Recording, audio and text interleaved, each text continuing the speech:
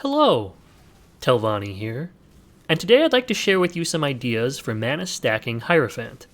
In my last video, I went over some of the reasons I think Hierophant is going to be one of the strongest choices for a generic mana stacking Archmage build. So I'd recommend you go and check that one out if you haven't already. However, I'm not going to be covering all of that again here, and instead let's take a look at some of the framework we've got going on. Again, I'd like to stress that these are just some potential ideas for how to set up a Hierophant early on in the league. I've mostly just been PoE warrioring the past few days, and I haven't actually been able to hop in game and set up characters to test them out. Additionally, we're not going to be able to know how Archmage really feels until we are able to get in game and play around with it. So ultimately, your mileage may vary. If we hop into the PoB, you can see we've got a tree set up here. If I end up league starting Hierophant, I'd probably do something like this. I'm still a little bit torn on if I want to play Lightning Conduit this league, and if you've been following my content, you'll know that Lightning Conduit is going to be best played on an Elementalist. However, it feels like for mana stacking basically every other skill, Hierophant is far and away the better choice. On the tree here, we're focusing down a lot of mana nodes.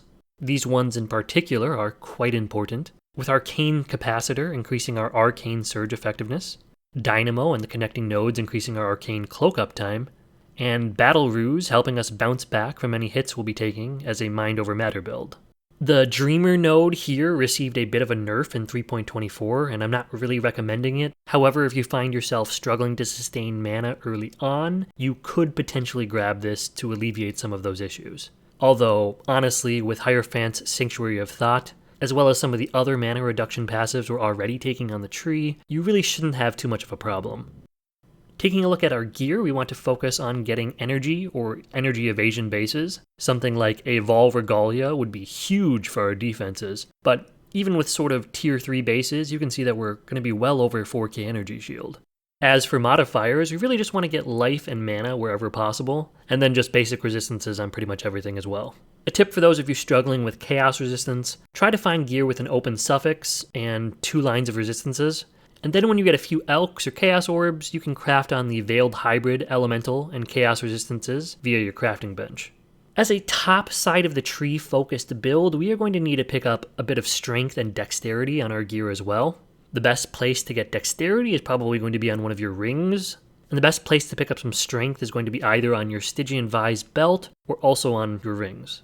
Using a Citrine Amulet for this reason is going to be really helpful, as the hybrid strength and dexterity can make our attribute requirements much more attainable. Taking a look at our skills, you can see we've got a number of important utility skills and buffs. Sigil of Power is something you're going to want to throw down on bosses, as it gives us about a 10% boost in damage, but also a 20% boost in our effective hit pool, as you can see from the side panel over there. Next, we've got Clarity, which is a very important skill that's going to offset our mana costs, and help keep our effective hit pool topped up as we are running Mind Over Matter. It's quite notably linked to Arrogance support, as you don't want to be reserving any of your precious mana as an Archmage mana stacking build. It should be noted that early on, particularly while you're leveling through the axe, you might need to run this without Arrogance support, as until we get a sizable health pool, the reservation costs can be quite high. Then we've got Flame Dash, which is your panic skill and what you're going to be using to move over those pesky ledges. Its counterpart here, Shield Charge, is going to be your bread and butter movement skill. As the name suggests, you'll need a shield for this one. So if you're going for a little bit more damage early on with something like dual wield wands, just keep in mind you're going to be moving quite a bit slower without it. Next up, we've got Wrath tied to an Eternal Blessing. Eternal Blessing allows us to run a single aura for no reservation cost, a very important feature for a mana stacking build. The trade-off here is that you can't have any other auras that reserve mana active. This is another reason that we needed to tie Clarity to Arrogance support, as that allows us to get around this restriction. Here we have Arcane Cloak. This is quite impactful in terms of both damage and defenses. You get about 50% more damage and effective hit pool while it's active, so it's going to be pretty noticeable when it's down. Between our increased duration and some of the nodes on the tree, we will have about a 65% uptime with this ability, which is pretty good for a guard skill, but it's still something to be aware of. Finally, we've got an Arcanist brand with our Curse and our Wave of Conviction tied to it. Very early on in the league, you're going to want to look into things like a Curse on Hit Ring and an automated source of exposure like Eldritch Glove Implicits. and then you won't need to run this at all, but for day 1, this will give us a significant bump in damage against bosses and tanky rares. Finally, we have our main damage ability, probably the thing people are most interested in. Right now, I've just got a generic arc setup chosen here, and while it's not the strongest skill out there, I don't know. There's just something really nostalgic about the ability. For me personally, many years ago now, the first build guide that I followed, like many other players, was an Enki Arc Witch.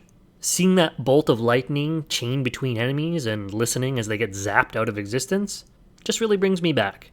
As a side note, I saw that Enki actually retired the Arc Witch build guide and ended up recommending Lightning Conduit Elementalist instead, because they said, and I'm paraphrasing here, it was simply a superior and more effective skill in the current meta. I guess great minds think alike. Anyway, one of the biggest draws to Hierophant for me personally is its flexibility, however. So you don't necessarily need to go Arc. You could just as easily use Spark or Shock Nova. Palsteron has a really great video on Archmage, and if you haven't seen it yet, I'd strongly recommend checking it out. But in it, he was basically recommending normal Ball Lightning Hierophant, saying that it looks to be a very strong starter. I also saw a video from a relatively smaller content creator, Noxx, who looks like they're kind of a variety streamer. But they were basically recommending a skill that hadn't really been on my radar, Ball Lightning of Orbiting. It basically looks like a spell version of Spectral Helix. And longtime followers of the channel will know I love me some Spectral Helix. But yes, Hierophant is looking like a very versatile ascendancy if you want to get into Archmage mana stacking early on in the league, and it has great flexibility with what skills you can use, without requiring you to really change your passive tree all that much. So I'd highly recommend trying out some sort of Hierophant build this league. I'll also throw a link to the PoE in the description below, but as this isn't a full and tested build guide, there won't be things like leveling trees or endgame setups, and it's more just a reference for how one might build pretty early on, once they've reached maps. Additionally, it seems like most Hierophant mana stackers are building in a pretty similar direction. So unless some new tech is discovered, or I decide to release a full build guide with leveling trees and whatnot for either Hierophant or Lightning Conduit Elementalist, this will probably be my last mana stacking video for a little while. However, I do have some other build ideas cooking up, so keep an eye out for those in the near future. Anyway, thank you for watching, good luck with your league, and I'll see you in the next one.